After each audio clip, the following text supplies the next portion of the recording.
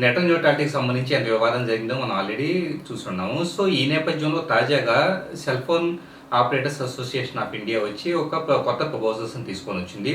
దీని ప్రకారం ఒకవేళ ట్రాయ్ ఈ ఓటీటీ సర్వీసెస్ కాన్సెప్ట్‌ని గాని అప్రూవ్ చేయకపోతే, అంటే మన ప్రజాప్రాయ సేకరణకి భయపడి కావచ్చు, లేకపోతే తలొగ్గి కావచ్చు, ట్రాయ్ కనుక వీటిని అమలు చేయకపోతే గనక ఇక నుంచి డేటా ఛార్జెస్‌ని ఇప్పటికన్నా గాని 6 రెట్లు ఎక్కువగా ఛార్జ్ చేయాలని చెప్పేసని ఆలోచనలో ఉంది. అంటే ఇప్పుడు మనకి 1 జీబీకి వచ్చేటప్పటికి ఉదాహరణకి రూ. 255 మనం రీచార్జ్ చేసుకుంటున్నాము ఒక పర్టిక్యులర్ కంపెనీలో.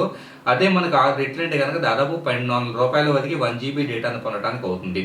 సో, అప్పుడు గాని మేము సర్వైవ్ కాలేము అనే వాదనని తాజాగా ఈ సెల్ ఫోన్ ఆపరేటర్స్ వినిపిస్తూ ఉన్నారు.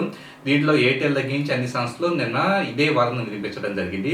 ఇక్కడ వాళ్ళు చెబుతుంది వచ్చేటప్పటికి ఏవైతే స్కైప్, వాట్సాప్ కాలింగ్ వీటన్నిటిని కూడా లైసెన్సింగ్ ఫీజు తీసుకోకపోతే గనక తమ వ్యాపారానికి ఇబ్బంది అవుతుంది. సో, భారత ప్రభుత్వం వచ్చేటప్పటికి ఈ వాట్సాప్, స్కైప్ ఇలాంటి వాయిస్ కాలింగ్ విఓఐపి సర్వీసెస్ దగ్గర నుంచి కొంత లైసెన్సింగ్ ఫీజును వసూలు చేసి ఒక ఆరోగ్యకరమైన పోటీని కల్పించాల్సిన విధంగా కోరుతూ ఉన్నారు.